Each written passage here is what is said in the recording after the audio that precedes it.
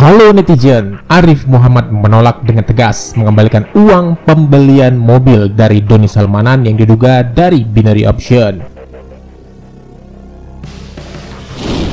Ya, kasus binary option para afiliator dan tracing asetnya sepertinya semakin melebar. Pihak kepolisian menyebut akan melakukan tracing aset para afiliator dan menghimbau orang-orang yang pernah menerima aliran dana dari para afiliator harap segera melapor sebelum namanya dipanggil atau diproses. Salah satu nama yang mencuat yaitu Arif Muhammad. YouTuber sekaligus influencer ini memang menjual mobilnya ke Doni Salmanan seharga 4 miliar. Mobil Porsche berwarna biru dibeli Doni Salmanan seharga 4 miliar. Namun dengan tegas Arif Muhammad menolak mengembalikan uangnya apalagi melapor. Karena memang tidak ada unsur yang kena di dalamnya karena unsur jual beli. Arif Muhammad menolak karena antara Doni dan dirinya terjadi transaksi jual beli.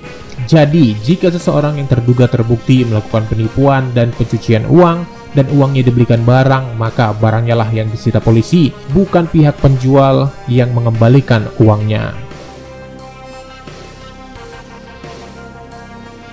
Nah, uang tracing aset yang akan ditarik polisi dan harus dikembalikan jika pelaku terduga memberikan uangnya kepada seseorang atau menyimpankannya kepada pihak kedua atau ketiga. Maka uang ini harus diserahkan ke pihak kepolisian sebagai aliran dana. Sebagai contoh, uang 1 miliar yang diberikan Doni ke Raja Arab. Nah, terus bagaimana uang yang dibagi-bagikan Doni di jalan? Apakah harus dikembalikan? Apakah uang korban bisa dikembalikan? Pakar hukum pidana Ibu Yenti Ganarsi memaparkan bisa saja uang korban dikembalikan setelah proses yang panjang dan lengkap dan adanya putusan pengadilan.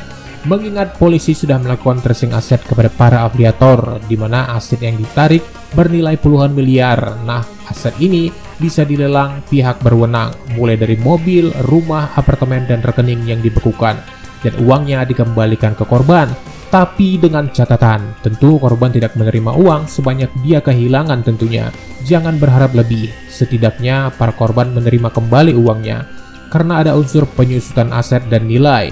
Di samping korban yang banyak dan aset yang dilelang tentu jumlahnya tidak sama dengan yang harus dibayarkan ke para korban. Setidaknya ini menjawab penasaran para netizen, bisakah uang korban kembali?